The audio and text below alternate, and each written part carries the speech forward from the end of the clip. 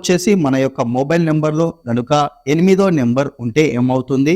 8వ నెంబర్ ఎలాంటి date of birth వాళ్ళకి షూట్ కాదనే దాని గురించి ఈరోజు మనం తెలుసుకోబోతున్నాం.